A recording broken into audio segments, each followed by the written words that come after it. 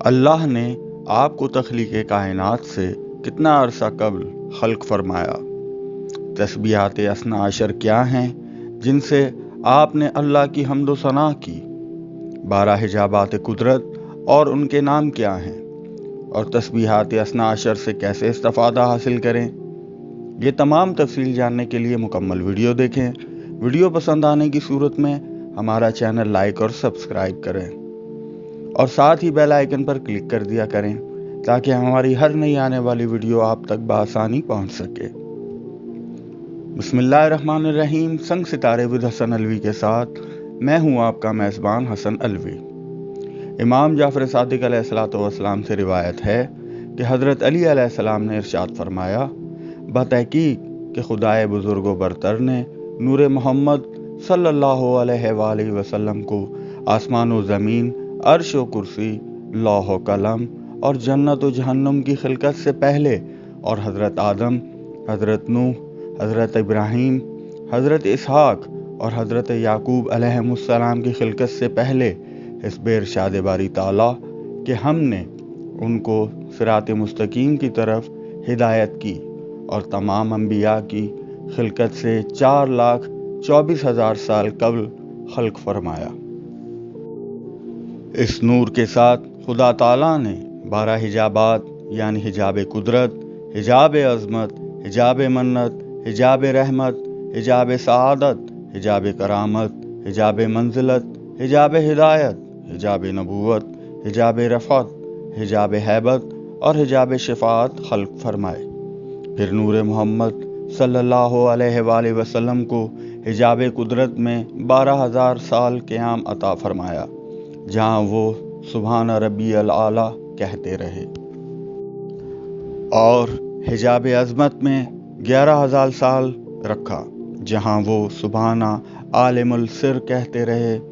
اور حجاب منت میں 10,000 سال رکھا، جہاں وہ سبحان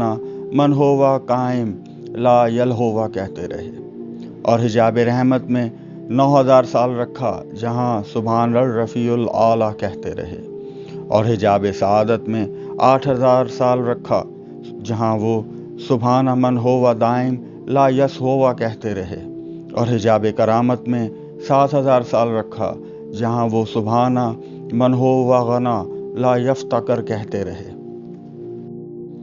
اور حجاب منزلت میں 6,000 سال سبحان ربی العلی الکریم کہتے رہے، اور حجاب ہدایت میں 5,000 سال رکھا، جہاں وہ سبحان ذی العرش العظیم کہتے رہے،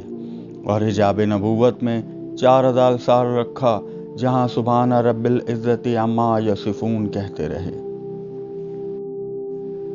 اور حجاب رفعت میں 3,000 سال رکھا، جہاں سبحان ذی الملک والملکوت کہتے رہے، اور حجاب ہیبت میں 2,000 سال رکھا، جہاں سبحان اللہ و بحمدہ کہتے رہے،